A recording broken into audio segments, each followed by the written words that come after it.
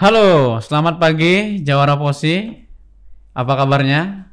Kita sudah kehadiran di podcast Open Mind Posi. Sudah kehadiran Ibu Rektor UT Universitas Terbuka dengan Ibu Yusra Fidin. Ya, Bu Yusra, apa kabar? Alhamdulillah, kabar baik, Pak. Apa ini namanya, Direktur? Pak Direktur. Pak Direktur Posi, Pak Fahrul Roji. Pak Roji. Iya, kabar baik, Pak. Aduh. Kabar baik, Bu ya? Ya, alhamdulillah saya senang bisa bertemu dengan anak muda yang punya kreativitas yang luar biasa. Alhamdulillah. Bu, boleh dong Bu ceritakan Ibu ini gimana sih perjalanannya, dulu kecil di mana, lahir di mana? Boleh Bu sharing Bu? Silakan Bu. Baik. Baik Pak Fahrul Roji, kenalkan ya, saya Ibu Dr. Anda Yusra Fidin MPD. Saat ini saya sebenarnya jabatan saya itu Bu Direktur Universitas Terbuka Medan. Saya itu kecilnya ada di satu provinsi di Sumatera aja, di satu kabupaten, kota Takengon ya namanya di sana, kota dingin Takengon. Saya lahir kecil di sana sampai SMA. Selanjutnya saya melanjutkan studi ke Jakarta di UNJ S1 dan S2. Nah, saya bekerja di Universitas Terbuka itu sejak 1990 lah ya. Saya bergabung dengan Universitas Terbuka sampai sekarang. Nah, saya awalnya tuh di kantor UT Pusat di Jakarta, Pondok Cabe.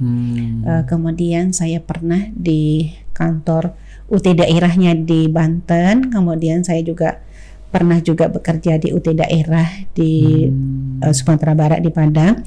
Dan sekarang saya bekerja di Universitas Terbuka daerah di Sumatera Utara di Kota Medan. Wah, panjang Bu perjalanannya. Panjang perjalanan. Udah pernah di Padang tadi ya, Banten ya, juga ya? Banten sudah.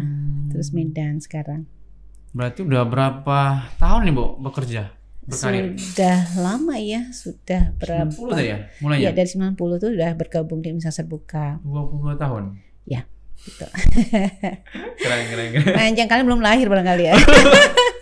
Saya pas lahir 91. Nah, itu dia.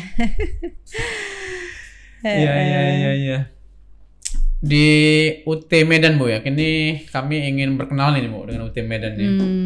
Senang sekali bisa berkenalan.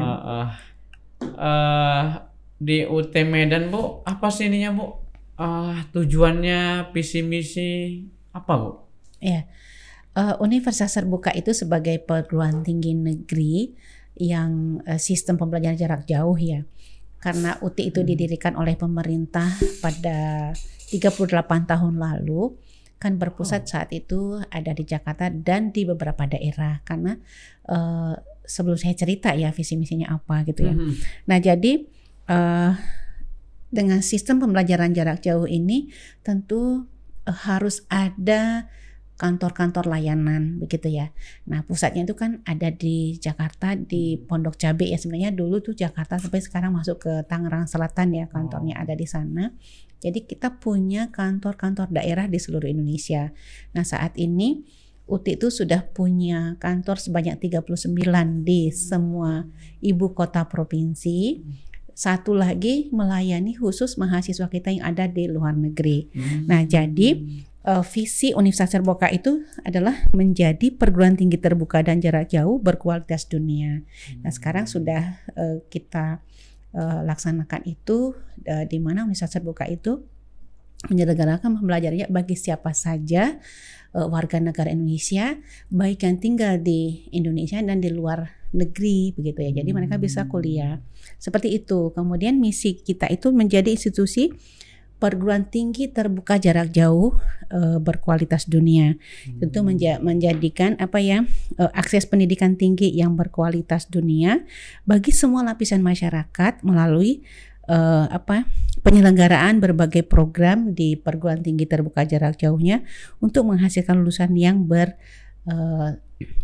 daya saing tinggi. Itu harapan kita gitu ya. Walaupun mereka siapa saja masyarakat kita yang ingin kuliah, tapi kita bangun semangat mereka tuh sehingga mereka bisa lulus dari UT dan bisa bersaing dengan lulusan dari perguruan tinggi lain. Itu harapan kita. Kemudian tentu mengkaji dan mengembangkan sistem pendidikan tinggi terbuka jarak jauhnya, kemudian kan memanfaatkan dan mendesiminasikan hasil kajian keilmuan dan kelembagaan untuk menjawab tantangan kebutuhan nasional.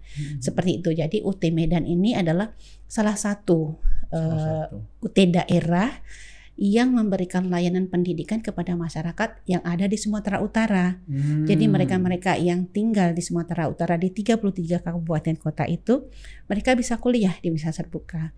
Karena kan sistem kita terbuka dan jarak jauh. Jadi dimanapun mereka tanpa batas usia, tanpa batasan tahun lulus, kemudian geografi yang tak terjangkau pun oleh perguruan tinggi lain tuh mereka bisa, karena dengan sistem tadi kan jarak jauh nih, terbuka, siapa saja boleh, sistemnya jarak jauh begitu. Nah jarak jauh di UT itu karena sistem kita jarak jauh di mana ada keterpisahan antara dosen dengan mahasiswa, itu sudah ditentukan dari awal didirikan. Karena saat didirikan dulu kan UT itu karena untuk menjawab istilahnya itu tantangan pertambahan penduduk di Indonesia.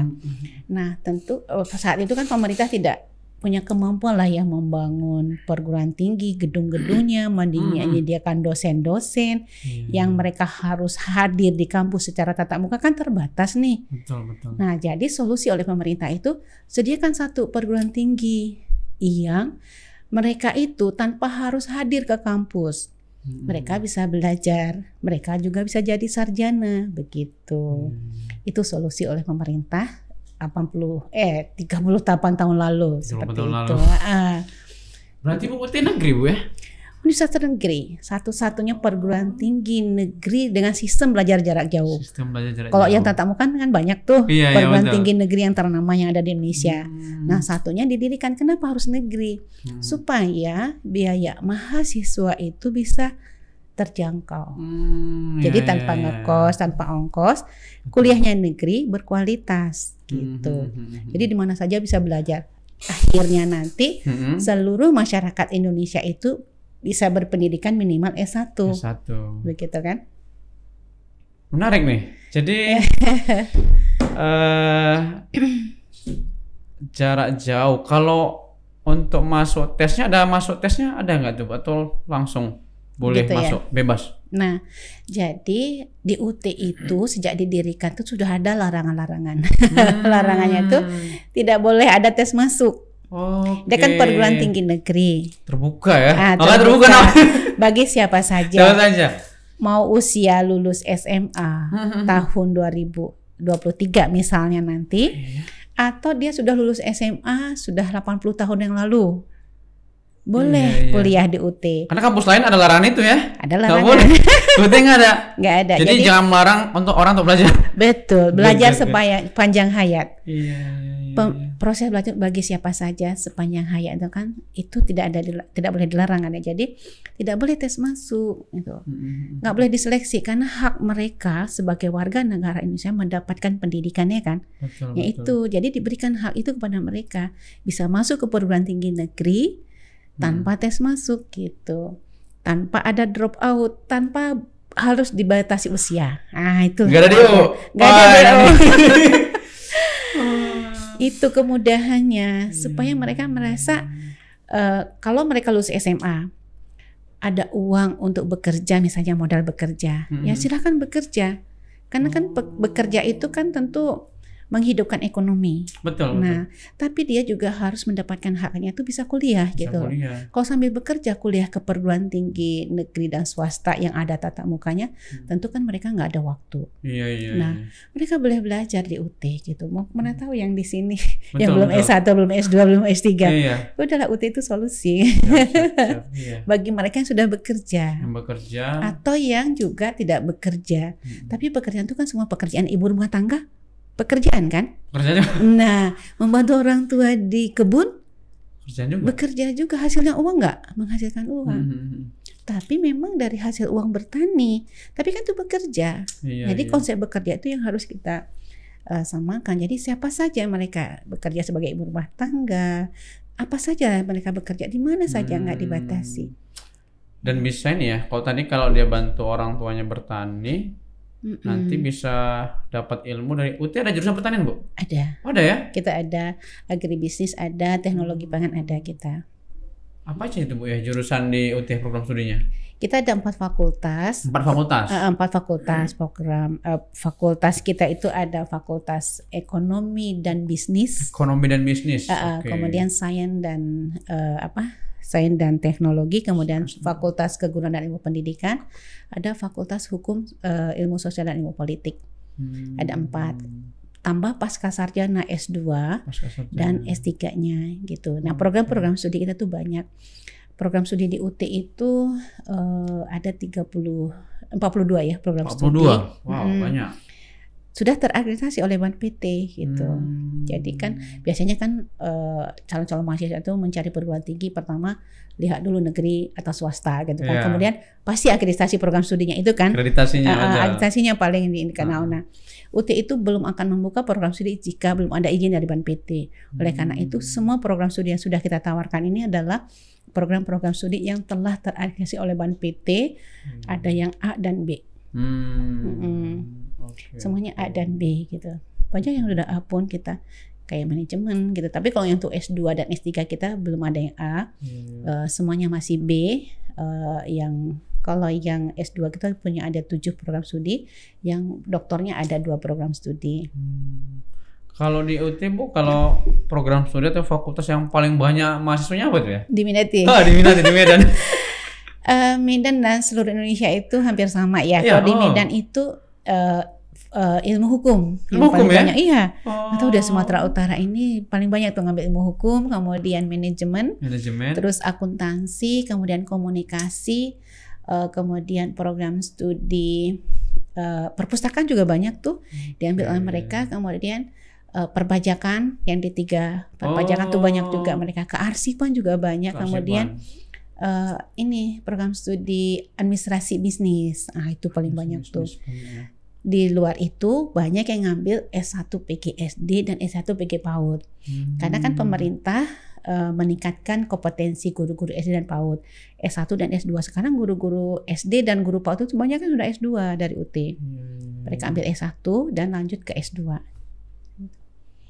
Oh, saya teringat dulu di sekolah saya ada yang di berapa mau S1 bisa di UT gitu, Bu, ya? Oh, bisa. Jadi mereka-mereka yang sudah pernah di kuliah di perguruan tinggi lain jenjang D2, D1, D2, D3, mereka bisa lanjut ke UT. Sekarang kan ada tuh program RPL namanya ya, rekognisi pengalaman lampau itu. Udah bisa, jadi kita bisa mengakui mata kuliah yang pernah ditempuh dari perguruan tinggi sebelumnya. Sehingga dia menempuh sisanya saja.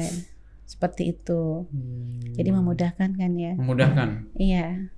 Paling banyak tadi berarti hukum ya. Berarti polisi-polisi atau gimana ya? Iya, betul. Polisi, kemudian mereka-mereka yang bekerja di lapas. Sekarang ngambil S1 di UT itu banyak. Polisi-polisi di lapas. Kemudian dokter-dokter spesialis, mereka banyak mengambil S1 ilmu hukum di UT. Gitu. Dokter gigi, dokter banyak yang anestesi, dokter lain-lain itu pokoknya yang dokter spesialis banyak ngambilnya ilmu hukum. Mungkin untuk ininya mereka kali ya. Seperti itu. Tadi ada 4 fakultas, 42 program studi. Betul. Nah, jadi para jawara posi yang mau masuk UT ini recommended ya, karena seperti kita yang mau bekerja langsung, tamat SMA, SMK atau berwirausaha, jadi nggak mengganggu ya. Ini solusi banget ya. Bekerja solusi banget pokoknya. Solusi bagi saya juga nih. Yang kita sibuk kerja kan. Betul. Jadi bisa waktu-waktu fleksibel ya. Fleksibel dari sisi waktu. Kita itu 1 tahun tuh 2 kali penerimaan mahasiswa baru khusus untuk S1 ya. Kalau untuk S2 1 tahun sekali. Nah untuk S1 ini setahun 2 kali. Jadi mereka lebih cepat lulus di UT loh. Ya kan? Karena semester ini kita kan sedang menerima mahasiswa baru nih. Januari sampai tanggal 9 Februari kita penerimaan mahasiswa baru untuk program S1. Nah, nanti mereka belajarnya itu ada tutorial tatap muka atau online. Di bulan Maret April, Mei. Di bulan Juni mereka sudah ujian semester. Nah, bulan Mei itu kita udah buka lagi pendaftaran mahasiswa baru. Jadi mereka yang sudah semester 1 di bulan Juni, di bulan Juli, Agustus mereka registrasi lagi sebagai semester 2. Kita juga sekaligus menerima juga mahasiswa semester barunya. Di bulan Desember mereka sudah ujian semester 2. Jadi setahun 2 kali. Gitu. Jadi hanya di UT kayaknya ya penerimaan mahasiswa baru 1 tahun 2 kali. Jadi dia lebih cepat lulusnya kan. 4 tahun selesai S1 8 semester ya. Seperti itu. Kemudian proses belajar di UT itu sangat gampang, mudah karena mereka tutornya online. UT itu punya fasilitas e-learning di mana mahasiswa kita itu kita bentuk kelas-kelas per mata kuliah, kita rekrut dosen-dosen dari perguruan tinggi ternama yang ada di Indonesia, baik pakar-pakar. Jadi satu kelas online UT itu ada 50 orang. Nah di dalam kelas itu mereka belajar bersama temannya, bersama tutornya. Tutor kita rekrut melalui pendaftaran online juga. Sekarang itu ramai, ini sedang membuka pendaftaran dosen nih tutor gitu ya.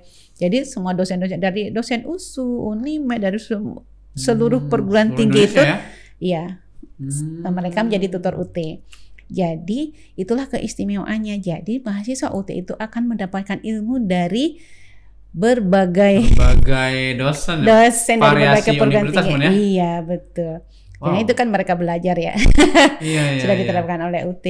Jadi mahasiswa kita mendapatkan pengalaman yang beragam dari berbagai dosen itu gitu. Bukan sembarang dosen Bu ya? Iya.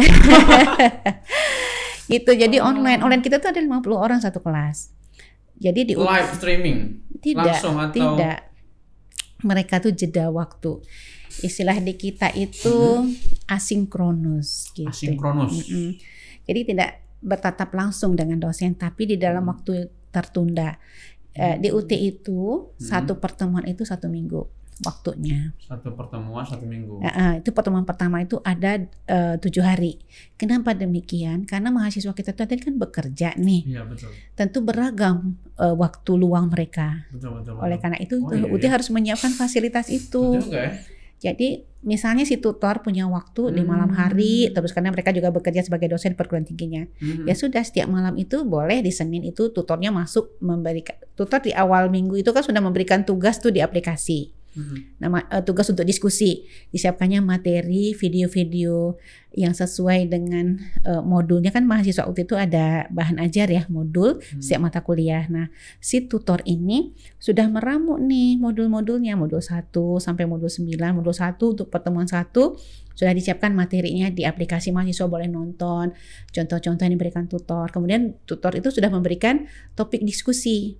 Nah, topik diskusi yang diberikan tutor di aplikasi kita itu sudah merangkum 1 atau 2 modul yang ada di satu mata kuliah itu.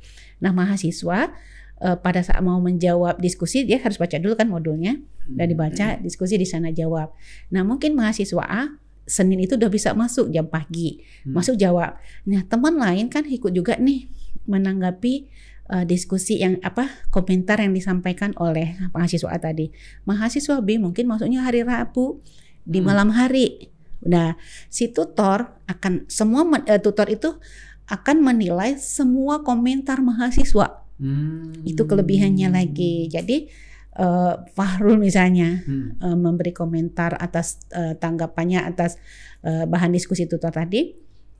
Menurut saya ini nih. Terus teman lain, menurut saya ini gitu kan. Nah, si tutor masuk lagi dia di jamnya. Dia sudah membaca nih jawaban-jawaban yang diberikan oleh mahasiswa tadi dalam 1 minggu. Nah, selesai itu langsung tutor kasih nilai gitu. Nilai diskusi aja dinilai. Dinilai. Misalnya Fahrul memberi komentar 3 kali dalam seminggu. Nah, tutor memberi 3 kali nilai gitu. Keaktifan itu ya? Keaktifan. Jadi nanti ada nilai partisipasi keaktifan dalam diskusi. Betul. Nah, secara digital kan sudah ada rumusnya nih. Tutor hanya ngeklik nilai-nilainya. Nanti di akhir pertemuan, di pertemuan ke-8 itu nilai sudah ngumpul jadi 1. Gitu. Jadi mahasiswa langsung melihat hasil diskusinya. Pas dia buka, wah nilaiku 78. Terus nanti tanya, Pak kekurangan saya di mana? Jadi situ terjadi diskusi lewat email, lewat WhatsApp gitu. Pak kekurangan saya di mana? Oh kamu kemarin jawabannya ini kurang. Contohnya kamu nggak ada, kamu nggak menyebut modul, kamu inilah. Atau kalaupun di dalam kelas itu nanti ada yang plagiat, langsung tutor bilang, kamu mengirimkan jawaban ini pukul 14.00, tapi teman kamu sudah mengirim 13.00, kamu nyontek jawaban kamu harus mengulang atau bagaimana? Ya Pak maaf, saya akan merubah, silahkan perbaiki gitu. Jadi prosesnya itu sangat objektif, diskusi mahasiswa terukur, dinilai, kemudian tutor juga memberikan penilaian secara objektif. Jadi nggak ada nilai kasih sayang di sana karena terekam secara digital. Mahasiswa nggak aktif nggak akan dapat nilai gitu. Kalau kami dulu waktu kuliah apa namanya IP ya, ilmu pendekatan sama dosen. Iya, di UT pendekatannya mengingatkan kamu baca modul ya. Gitu. Karena orang sibuk ya. Iya. Jadi ini ya fleksibel banget berarti ya. Memang ya sih kalau emang dia langsung itu ada yang bisa hadir bisa nggak Bu ya? Betul. Jadi kalau ini bisa hadir kapanpun dia mau kapanpun. Gitu. Pokoknya dalam seminggu itu ya? Iya, dalam seminggu mereka udah tahu. Harus karena sudah diberitahu kepada mahasiswa. Kalian tutorial online itu hanya 8 minggu dalam 1 semester. Jadwalnya sudah ada kalender akademik kita. Jadi mahasiswa tahu hanya 8 minggu aja gitu. Kecuali yang S2 ya, S2 itu ada 12 minggu. Contoh seminggu ini modul apa gitu Bu ya? Atau mata kuliah? Satu mata kuliah. Satu mata kuliah ya? Iya. Jadi ketika mahasiswa masuk ke e-learning menggunakan password, jadi langsung muncul di situ mata kuliah yang dia registrasikan. Tinggal dia klik, saya mau hari ini kan itu pun sama dalam 1 minggu. 1 minggu itu kan ada 4 mata kuliah, 5, 6 mata kuliah. Jadi mahasiswa itu dengan berbagai dosen dia sudah dosen, ya? Iya. Dengan berbagai mata kuliah ya? Dengan berbagai mata kuliah. Jadi tinggal klik satu ketemu dengan dosen ini mata kuliahnya. Selesai itu dia klik lagi mata kuliah berikutnya. Di hari yang sama boleh dia klik lagi, baca lagi apa topiknya, dia buka modul lagi mata kuliah berikutnya, dia jawab lagi. Selesai itu klik lagi mata kuliah berikutnya. Jadi dalam 1 minggu mahasiswa tinggal memilih, oh saya klik ini bertemu dengan dosen ini, klik ini bertemu dengan dosen ini, begitu. Seperti itu modelnya. Dia Bu yang dipelajari mahasiswa itu bentuk video atau bentuk modul yang dibaca? Modul dibaca wajib. Karena ada itu kan sumber utama. Itu nanti hard copy atau soft? Hard. Bisa hard. Soft. Ada soft. Ada soft, ada hard. Ada hard. Berarti nanti walaupun online dikirim gitu? Tidak. Jadi gini, topik yang diberikan tutor, topik yang diangkat dari modul. Gitu. Untuk menjawab itu mahasiswa harus baca dulu kan? Oh iya. Supaya nyambung apa yang ditanyakan tutor kan. Tutor ini kadang-kadang ini konsepnya. Tapi ketika dia buat topik diskusi kan pasti sudah mengimplementasikan macam-macam, udah pakai contoh, udah pakai kasus kan gitu. Kasus, betul, kasus. Mungkin dia kasih kasus. Berarti dia untuk menjawab kasus itu kan dia lihat dulu modul. Jadi memotivasi masa untuk membaca modul. Supaya dia dapat konsepnya kan gitu. Berarti pada saat kita udah daftar kita dikasih modul Bu ya? Ya. Modul hard copy. Sudah, ya. Jadi mahasiswa tuh bayar uang kuliah sekaligus beli modul. Dan modul itu dikirim ke alamat rumah mahasiswa gitu. Dikirim ke rumah ya? Iya. Udah terima di rumah gitu. Nah jadi si tutor dapat juga modul yang sama. Kita berikan ke tutornya. Bapak mata kuliahnya ini nih modulnya. Karena mahasiswa baca ini, tutor pun harus baca itu gitu. Tapi kan tutor sudah bisa memodifikasikan, udah bisa memberikan kasus-kasus gitu. Jadi terjadi proses belajar mengajar ini ala UT-nya seperti itu. Jadi mahasiswa harus belajar mandiri. Iya. Jadi mengasah karakter mandiri juga ya. Betul. Jadi lulusan UT itu sudah terjamin tuh. Terjamin ya. Karakter kemandiriannya. Kemandiriannya. Minimal itulah bisa terbangun kepada mahasiswa itu. Kalau dia nggak belajar mandiri kan nanti nilainya nggak dapat. Nggak dapat kan? Iya. Nggak paham soal ujian. Iya. Jadi pas selesai tutorial online, kontribusinya 30% terhadap UAS. Udah selesai itu kan nilainya udah dapat tuh. Jadi setiap minggu mahasiswa udah lihat nilai. Gitu, nilai saya sudah ini seret langsung berderet gitu. 6 mata kuliah itu udah ada nilai pertemuan 1. Mahasiswa udah langsung lihat nilainya. Jadi kalau mereka mau bagus lagi, ya sudah dia harus baca gitu. Banyak mahasiswa dapat nilai 100 tuh dari tutornya. Dan dia tutorial seneng tadi gitu. ya. Karena aktif diskusi. Iya. Nanti ada pertanyaan juga di tutorial, Bu, atau enggak? Ada tugas. Ya? Tugas ya? Satunya iya, tuh tugas. di minggu ketiga, minggu kelima, dan minggu ketujuh gitu. Berarti 3 bulan 3 kali Selama 8 minggu. Oke, 3 kali tugas. 3 tugas. Oke. Tugas 1, 2, dan 3. Selama 1 semester itu ya. Ya. Tapi 8 minggu tuh udah dapat tugas. Memang selama 8 minggu mereka harus aktif, tapi kan 1 minggu kita kasih waktu. Jadi lebih fleksibel lagi. Dari sisi waktunya tuh fleksibel. Ini kan unik, Bu. Ini saya pikir sama kayak saya dulu, siswa itu pola pikirnya belum ke online. Nggak percaya gitu. Betul. Kan kita selama ini ya kuliah tatap muka ya kan. Iya. Di kelas gitu ketemu dosen. Tapi kan terbukti juga pas pandemi. Iya. Olahan gitu ya. Iya. Jadi Tapi mahasiswa UT selama pandemi udah nggak masalah, Nggak biasa masalah, Bu, aja gitu. Karena Iya, sudah iya, seperti itu, udah dibangunkan dari awal. Kan kita sejak UT didirikan ya kira-kira mulai tahun 90-an lah itu ya. Kita sudah kan modul dari awal sudah ada. Mereka belajar mandiri. Ujiannya kita ada 3 model. Pada saat UAS ada ujian take home exam di mana mahasiswa take home exam. Oh, take home exam, THE. THE. THE ya. Jadi mereka bisa ujian di rumah. Oke. Mereka download naskah, kerjakan, upload lagi. Itu esai atau bilang ganda, Bu? Esai. Esai ya? Berarti cara masukkannya ngetik? Upload lagi. Ngetik? Diketik atau tulis tangan, di foto pakai handphone. Foto bisa ya? Bisa. Wow. 12 jam kita kasih waktunya. Oh. Untuk 1 mata kuliah. Jadi 1 Pinter, Bu. hari. Kalau lewat 12 jam gimana tuh? Hah? Udah lewat 12 jam nggak bisa lagi? Nggak bisa. Ketutup langsung aplikasinya. Oh, udah by system ya? By system. Jadi aplikasi tutup. Mereka juga nggak bisa mendahulukan download, nggak bisa karena kan jam 00 kita buka, 23 kita buka, jam 24-nya udah tertutup gitu. Jadi mahasiswa tuh ngejar. Kalau misalnya mau kerjanya pagi, download dulu naskah, ya kan, malam dia download. Nanti pas waktu ada luang kerjakan. Sebelum jam 24 itu dia udah, pokoknya 12 jam lah. Kapan mulai dia mendownload? Ya hitung 12 jamnya di situ tadi uploadnya gitu. Keren. Dari sisi waktu mahasiswa harus disiplin kalau di UT. Karena itu tadi semua kan by system ya. Jadi mereka harus ikut sistem itu. Karakter disiplin juga terasa. Keren. Nanti kalau ibu udah kelewat karena jaringan, nggak bisa. Kan kita udah sampaikan ketika kalian mau ujian THE itu harus nyari lokasi di mana jaringan internet yang kuat. Itu aja sih modalnya.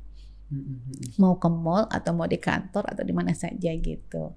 Kemudian ada ujian online berbasis semi proctoring. Nah sekarang kan sedang ujian nih kita. Jadi mahasiswa itu ujian di rumah pakai 2 device gitu ya, laptop atau PC, 1 handphone dia, supaya kita bisa lihat. Saya bisa lihat dia sedang mengerjakannya, di sekitar dia tidak ada orang, seperti itu. Itu yang kedua. Yang ketiga, berbasis web, mereka hadir ke sekolah-sekolah di mana ada lab komputer. Kita bekerja sama dengan sekolah-sekolah seperti itu. Langsung ada pengawasnya ya? Ada pengawasnya. ICT sekolah, 1 pengawas ruang untuk memastikan takutnya nanti pas masuk passwordnya mereka lupa segala macam gitu. Ketika udah ujian, sudah ready, kita lapor ke pusat, udah on semua, mahasiswa mulai mengerjakan. Berarti pakai lab komputer sekolah, Bu ya? Iya. Itu bawa laptop sendiri mereka atau gimana? Bisa kalau misalnya lab komputer tidak cukup, tapi kita selalu mencari di mana sekolah yang punya lab yang cukup. Jadi kita setting juga mahasiswa, kita masukkan ke aplikasi, mahasiswa itu di ruang ini, ujian jam sekian, udah disiapkan lebih dulu gitu. ICT di kantor tuh sudah men-setting mahasiswa yang ujian di sekolah-sekolah. Kan kita ujiannya di 33 kabupaten kota. Jadi teman-teman berangkat ke daerah itu, menyiapkan, berkoordinasi dengan sekolah, kemudian ICT cek apakah labnya itu sudah sesuai dengan kebutuhan kita, cocok ya udah oke, lanjut gitu. Jadi ada dapat gambaran kita ya. Selama ini masih buta, Bu. Iya. Belum tahu. Gitu. Masih ya belum seperti tahu apa sih gitu ya kuliah di UT itu betul. gitu ya. Kok ini mereka daftar tiba-tiba udah sarjana. Karena belajarnya seperti itu gitu loh. Jadi kan konsep belajar seperti ini belum dipahami oleh masyarakat kita karena mindset mereka tuh kuliah itu harus ke kampus, ketemu Iya. dosen gitu. Mereka belum dapat nih konsep yang seperti ini tadi. Padahal mereka pendaftarannya SPP-nya sudah terjangkau gitu ya. Paling murah pun bisa kita siapkan. Kalau yang paket itu mulai dari 1.300.000.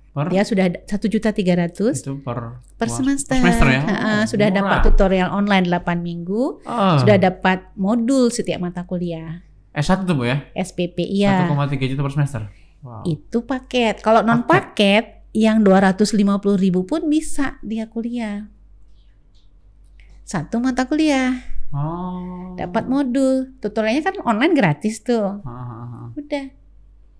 Karena di UT tidak ada batasan tahun lulus. Tidak ada batasan harus gimana ya di UT itu kan di apa ya? Di anggapan semua masyarakat tuh kuliah itu harus 8 semester. Kan konsep itu kan apa? Mereka harus cari kerja kan setelah itu. Iya.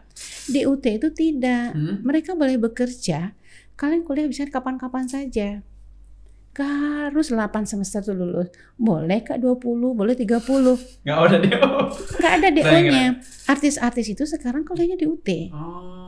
Karena mereka cari uang. Gitu. Jadi kapan saja lagi manggung di mana pas saat ujian, ya udah di situ dia ujian. Iya. Ya banyak artis-artis kita, artis sinetron atau pemain musik gitu ya, mereka kuliahnya di UT gitu. Mereka pilihnya. Nah kalau ujian pun di UT itu boleh dimanapun. Misalnya saat ini mereka kuliah di Medan, mungkin saat ujian sedang umroh, boleh ujian di sana gitu. Karena kita di Arab Saudi juga ada. Kalau mau tatap muka di Arab Saudi boleh, tapi sekarang sudah ada semi proctoring tadi, dia bisa online pun kan bisa nih. Jadi banyak tuh orang-orang sedang umroh ke Arab Saudi atau dia sedang dinas ke Bali misalnya, ya udah ujian aja di UT Bali gitu. Sedang ke Jayapura, ya udah ujian di Jayapura. Tapi lapor ke kita supaya saya lapor juga ke UT Jayapura bahwa mahasiswa kami ini akan ujian di hari Senin jam 8 sampai 9 misalnya, mata kuliahnya ini. Nah di sana disiapkan naskahnya, disiapkan ruang gitu. Oh itu Di ujian Jayapura. yang model apa tuh Bu? Model Yang tatap muka atau kalau online aman. Yang tatap muka, ada yang online berbasis web tadi, kan dia harus hadir di lab komputer. Iya. Berarti harus lapor ke UPBJJ, namanya UPBJJ ya, UT daerah lah gitu. Oh iya, itu daerah. Jadi mahasiswa Jakarta nih, banyak yang ujiannya di Medan. Karena mereka sedang tugas di Medan. Sedang di Apalagi Medan. akhir tahun kemarin kan mereka sedang monitoring ke daerah, lapor ke kita, ya udah kita siapkan nanti ujiannya di sekolah A, sekolah B gitu. Oh gitu. Ada yang saya Bu lagi dinas ke Nias, ya udah kami siapkan ruang ujian dia di Nias gitu. Wow, sangat fleksibel. Oh fleksibel. Solusi bagi yang bekerja, Iya, wirausaha gitu Bu ya. iya, Dan bagi siswa yang ingin nanti langsung bekerja Bu ya. betul. Solusi bagus sih. Iya solusi. Punya Mereka penghasilan, lulusan ambil SMA, kuliah. SMK, silakan. Misalnya mereka mau kerja di luar negeri, boleh kuliah aja di UT. Kita punya cabang di beberapa negara, di 52 Oh, negara. luar negeri juga ada Bu? Ada. Luar negeri juga ada ya? Iya. Yang kerja di Hong Kong, Malaysia, Singapura, Taiwan, Korea Selatan, Arab Saudi, sampai ke Yunani ada mahasiswa UT. Oke, berarti udah mendunia Bu ya? Sudah. Bukan Bank Indonesia, Bank Dunia lagi ya? Di 52 negara mahasiswa itu ada. Karena itu tadi ujiannya kan bisa proctoring. Kalau sana tuh udah proctoring ya, di handphone mereka tuh bisa ada 2 device saja ya, 2 handphone, misalnya langsung ujian. Gitu. Berarti Bu UT ini bisa jadi universitas dengan mahasiswa terbanyak Indonesia? Di Indonesia ya, Ya. kan kita 500.000 mahasiswa 5.000 aktif. mahasiswa aktif. Yang tidak aktif banyak. Kan itu tadi on off mereka kan kuliahnya. Oh, betul. Yang aktif registrasi per semester itu 500.000. Dihitung 5.000 Bu ya? Ya. Wow. Lulusannya udah hampir 2 juta lebih alumninya. 2 juta lebih ya alumninya ya. Iya. Dan lulusan UT kalau yang mau masuk jalur PNS juga diterima jadi PNS. Oh, kan ada yang nggak boleh jurusan apa kampus ini nggak boleh karena belum Iya. akreditasinya ini gitu ya. Iya, betul. Ada yang terdaftar tapi jasanya nggak diakui, banyak juga Betul, kan. nggak diakui ha. Ada. pas masukin begini nggak laku. Kalau UT diakui karena kita sudah bekerja sama ada BKN kan. Karena kan negeri juga kan, statusnya negeri. Pas ikut CPNS tuh mereka lolos di tahun 2019 9.400 sekian itu alumni UT. Wow. Dari sekian PNS yang diterima 9.400 itu lulusan UT loh. Iya. Masuk PNS. Jadi yang mau jadi PNS jangan ragu ke UT Bu ya. Jangan ragu ke UT. Betul. Dan Ya. juga harapan kita sebagian juga jangan jadi PNS karena PNS terbatas Bu ya. Terbatas. Sekarang malah P3K kan. P3K betul ya. Hanya dapat gaji nggak dapat pensiun kan. Iya. Jadi wirausaha saja lah gitu ya. Betul. Siap. Tapi sambil kuliah jangan tidak sarjana. Iya. Itu sih harapan kita. Betul. Harapan kita seluruh masyarakat Indonesia itu berpendidikan minimal sarjana saja gitu. Karena mereka bisa semua. Karena SPP tadi kan punya uang 200, silakan ambil satu mata kuliah. Bu, kalau S1 itu bisa habis berapa nih? Kalau misalnya ambil paket saja ya, 1.300.000 kali 8 aja. Oh, 8 semester ya, 4 tahun Bu ya. 1,3 kali 8 ya.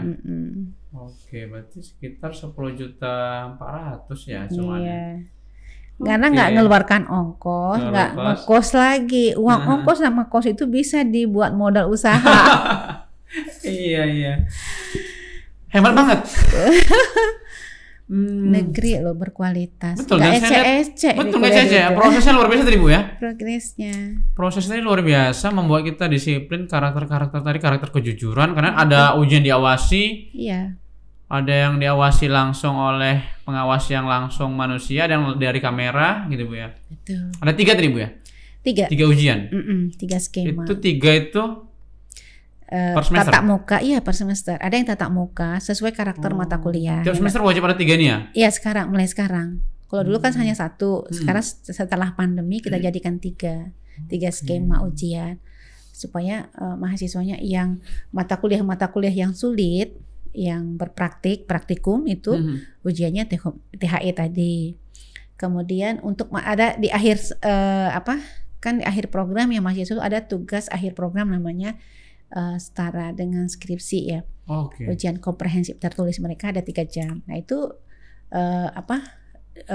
bisa berbasis web, bisa berbasis itu tadi semi proctoring tadi. Berarti nggak ada skripsian di untuk S1 ya? Tidak ada. Ada ya? Tapi enak ada banget. Karya ilmiah. Ada karya ilmiah. Penulisan karya ilmiah ada. Dibimbing juga 8 minggu oleh tutor secara online. Cara penulisan karya ilmiahnya. Kemudian mereka upload sebagai syarat lulus. Syarat lulusnya juga ya, karya ilmiah aja ya? Ya karya ilmiah saja. Oke. Dan karya ilmiah mereka itu sumbernya dari 6 mata kuliah. Mata kuliah itu sudah ditempuh selama mereka kuliah. Nanti karya ilmiah itu sumbernya dari sana. TAP pun sama, tugas akhir program pun sama gitu ya untuk penulisan karya ilmiahnya. Mereka juga sudah ada sih rujukan-rujukan sebelumnya. Ya, saya pikir banyak yang belum tahu nih Bu. Itu dia. Mudah-mudahan lewat POSI ya kita bekerja sama. Amin. POSI bisa mengenalkan UT kepada betul. SMA seperti itu kan. Dan kita ada kolaborasi nih Bu ya. Nah kolaborasi mudah-mudahan nanti kolaborasi. Sains kompetisi Bu ya. Kompetisi itu dia. Ya, mudah-mudahan nanti banyak pesertanya. Amin. Ya. Dan UTSC. Universitas Terbuka Medan Science Competition ya. Ini Jawara POSI, kita bekerja sama dengan UT Medan untuk buat ini nih. Ini ajang bergengsi untuk anak kelas 3 ya, jangan ketinggalan karena hadiahnya luar biasa besar. Ada laptop, ada tablet, ada iPhone. Wis, mantap luar biasa kan? POSI, keren banget. Kapan sih acaranya? Acaranya itu di tanggal 5 Februari 5 Februari 2023 ya. Kira-kira berapa sih pesertanya yang diharapkan itu bisa bergabung? Target kita nih pesertanya minimal 1.000 ya. Minimal 1.000. Jangan ketinggalan nih, kita batasi ya. Teman-teman ini maksimal nih cuma 2.000 ya. Segera daftar. Karena kelas 3 sesumut ada berapa ya? Ya, bisa 100 ribuan lebih kan. Ini hanya 2.000. Jadi jangan ketinggalan juga untuk latihan untuk masuk kampus Bu ya. Bisa sambil latihan kan dari sini Bu ya. Nanti Jadi akan ini kita berikan informasi-informasi tentang yes, UT sebagai pilihan betul. mereka untuk kuliah gitu ya. Yes. Walaupun mereka lulus dari UTSC ini Hmm. dengan nilai tertinggi, ya silahkan memilih kampus yang diharapkan. Yes. Bila mereka tidak, ya silahkan UT itu solusi. Kan Yes. sekarang banyak nih anak-anak lulusan SMA, SMK pengen punya usaha sendiri kan. Yes, Ya udah betul. silahkan berusaha, Ah, tapi tetap tetap kuliah. kuliah Ah, begitu. Karena kan pasti pendidikan ini penting ya, jangan ditinggalkan Bu ya. Tuh. Bisa jadi saya sih mikirnya nanti misal dia mau mendalami wirausaha apa atau kerja di industri apa, kan butuh ilmu-ilmu ya. Kan dari UT ini dapat ilmunya dipraktekkan di kerjanya gitu Bu ya. Iya betul. Konsep-konsep apa ya, ilmu itu harus dimiliki ya Dimiliki. oleh semua SDM. Betul. Kalau mau maju ke depan negeri Betul. kita ini ya kembali kepada SDM-nya ya. Betul. Kan Bu kita orang pendidikan ya. Ya Si betul. orang pendidikan kan ada apa? Tahapan kognitif itu ya yang taksonomi belum ya. Betul. Kan nggak mungkin kita bisa praktek mengaplikasikan sebelum memahami Bu ya. Betul. Sebelum mengetahui. Nah itu dia. Baca biar paham gitu ya, aplikasikan. Yes. Apa C1 mengetahui, memahami, menerapkan, mengaplikasikan kan? Baru bisa analisis. Analisis. Baru bisa mengevaluasi, baru bisa mencipta. Ya. Ya gimana misal dia mau berwirausaha di pertanian, nggak paham pertanian. Iya. Nah, gitu Bu ya. Jadi ini UT jadi solusi ilmu yang terapannya ditaruh di studi kasus gitu Bu ya. Betul. Ya kan? Betul. Ini kan pasti dosen-dosen tuh pasti neliti dari referensi, nyari studi kasus yang sesuai dengan kenyataan gitu ya. Betul. Bisa dipraktekkan di dia kerja di mana, betul. dia berkarir di mana. Seperti misalnya ilmu hukum. Ilmu hukum itu kan ada satu apa ya mata kuliah ininya namanya praktik beracara, ya kan? Praktik beracara itu kan satu kasus hukum pidana atau perdata kan begitu. Jadi tutor itu harus mampu membuat satu kasus benar-benar kayak acara sidang pidana atau perkara seperti itu. Sidang sambo Bu. Ya kira-kira itu contoh. Kira-kira contoh gitu. Bagi mahasiswa ilmu hukum itu sangat cepat loh memahami. Kalau kasusnya dia begini akan begini. Jadi jadi hafal pasal-pasal kan. Betul, gitu. betul. Jadi Pas ya. pulang nih Bu di Medan Bu. Nah, itu dia. Namanya orang pengacara. Akhirnya kenyataan itu tuh mempercepat mahasiswa memahami konsep-konsep ya dari kasus-kasus yang ada, sehingga makanya di UT itu tutor-tutor kita tuh selalu memberikan studi kasus gitu untuk soal-soalnya itu, sehingga mahasiswa memahami dan dia bisa menjawab. Betul. Jadi nggak sulit sih sebenarnya. Sama saya mikir gini Bu, kan ada ilmu manajemen juga jurusannya Bu ya. Ada. Saya pikir gini, saya punya mikir juga, oke lah, ini kan pemerintah udah naikkan angka yang udah jadi entrepreneur ya, kan udah naik nih, gitu ya, naik. Saya pikir sekarang ini adalah gimana para calon manajer ini bisa membantu mengembangkan bisnis si entrepreneur ini. Entrepreneur itu ya. Dia kan butuh manajer. Betul. Yang bisa memanage manage usaha itu kan ya. Gitu. Nah, belajarnya kan di UT bisa Bu ya? Bisa. Kan penting banget ilmu manajer Bu ya, betul. Planning. Gitu ya. Perencanaan mereka, pelaksanaan evaluasi mereka sampai dapat untung lah gitu ya. Betul. Karena teman saya di UMKM katanya kesulitan nyari manajer. Betul. Kesulitan. Itu dia. Karena kan skill yang beda Bu ya, sama operator. Misal jago ini kan ilmu mengelola manusia nih. Betul. Seninya ada Bu ya? Iya, seninya ada. Contohnya anak SMK itu. Secara teknis mereka sudah paham. Betul. Tapi kan nggak selalunya menjadi teknisi kan? Iya. Nah, secara teknis ilmunya udah dapat. Betul. Dia harus tingkatkan dia menjadi manajer. Yes. Jadi jangan sebagai pekerja terus gitu kan, tapi dia harus menjadi manajernya, pemimpinnya. Supervisor, manajer. Supervisor, Dan itu manajer. butuh ilmu Komunikasi kah, ilmu manajemen kah? Jurusan komunikasi ada Bu? Ada. Ya satu ilmu komunikasi. Karena masalah banyak orang komunikasi.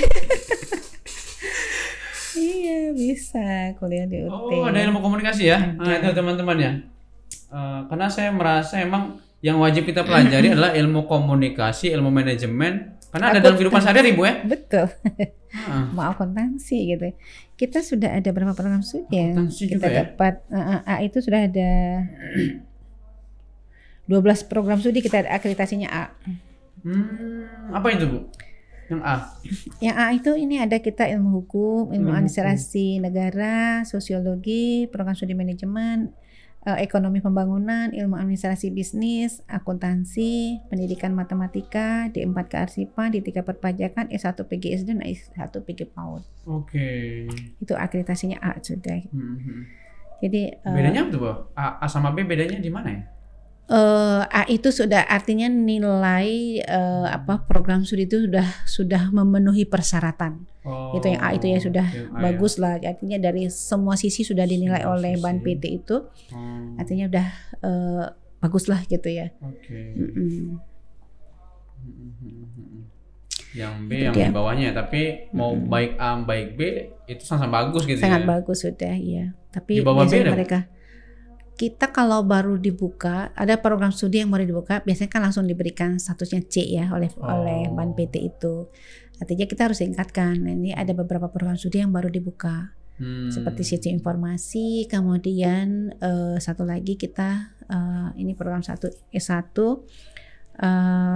pariwisata. Oke. Itu baru masih C karena baru dibuka Baru program studinya dibuka ya? belum ada yang lulus gitu. Iya. Jadi sambil kita mempersiapkan, mudah-mudahan nanti sudah bisa naik ke minimal B lah gitu. Betul, karena ada penilaian ini Bu ya.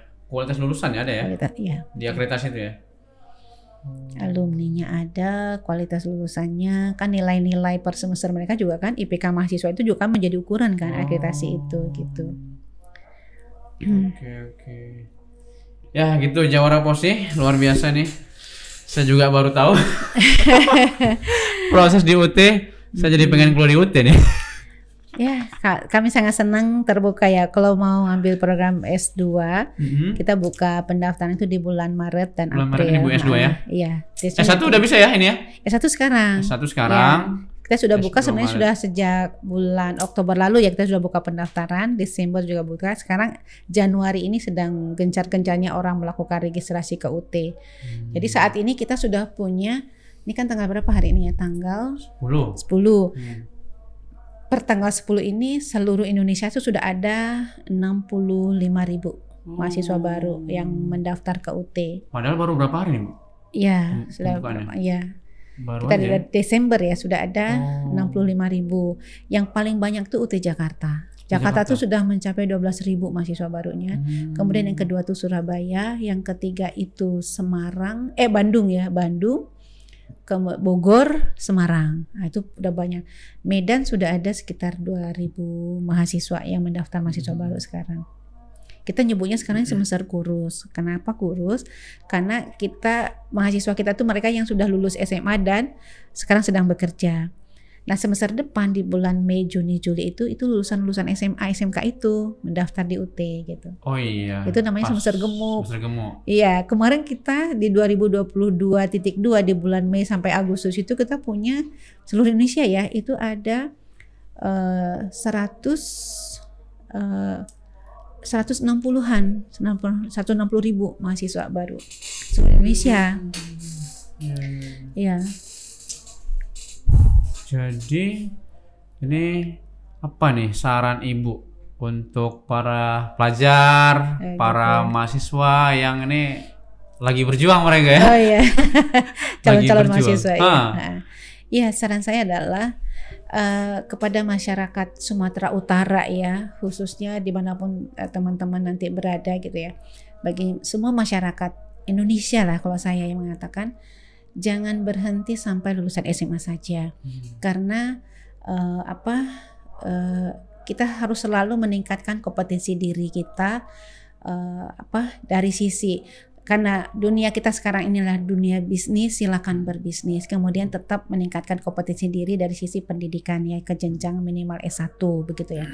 Nah, pemerintah telah menyediakan satu perguruan tinggi negeri yang bisa diakses oleh semua masyarakat yang ada di kota sampai ke daerah tak terjangkau pun mereka bisa kuliah dengan sistem pembelajaran UT tadi, sistem penyelenggaraan dengan pembelajaran terbuka dan jarak jauh, di mana tidak ada tes masuk. Yang penting mereka sudah punya ijazah SMA atau paket C, kemudian mereka silakan bekerja membantu orang tua ya, mencari meningkatkan ekonomi keluarga, silahkan bekerja tapi tetap kuliah. Saya berharapnya siswa-siswa kita yang lulus atau sekarang mereka sudah lulus tapi sedang mencari-cari pekerjaan.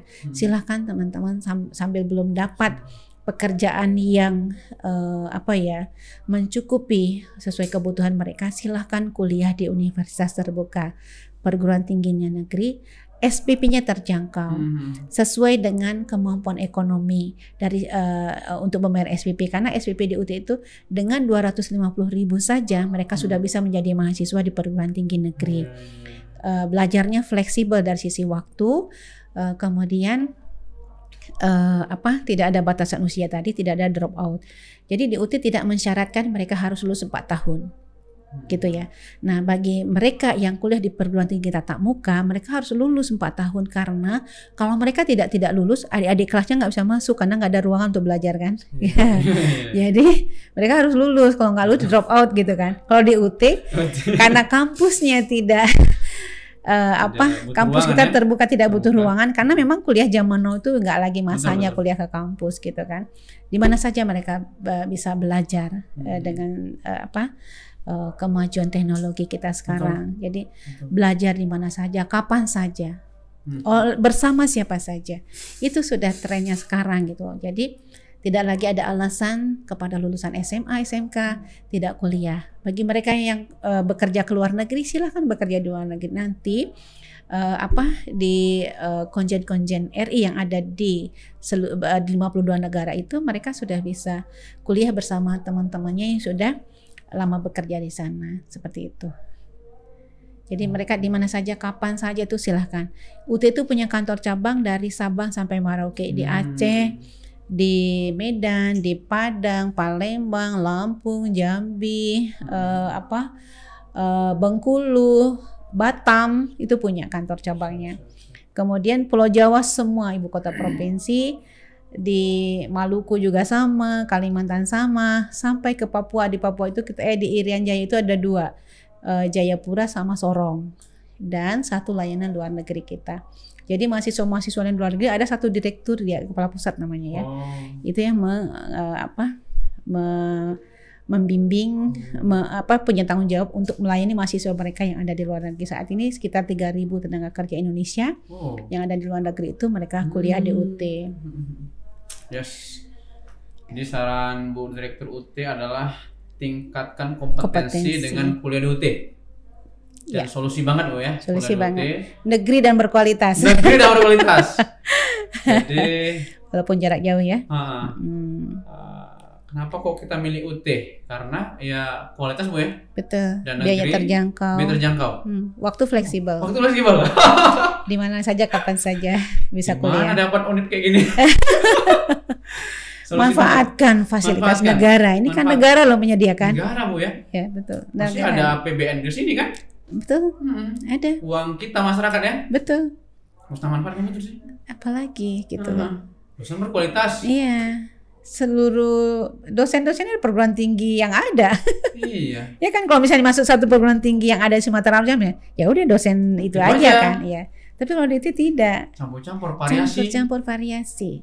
Jadi semua mata kuliah yang mereka tempuh macam-macam tuh, dosennya dari mana-mana gitu. Referensinya luas banget Bu. Betul, sangat luas. Jadi itu kelebihannya yang diterima oleh mahasiswa kita gitu ya. Mereka punya pengalaman yang banyak dari beragam dosen dari perguruan tinggi yang ada gitu. Apalagi sekarang nih UT itu punya ICE Institute loh. ICE Institute ini mengelola ICE Institute Indonesia.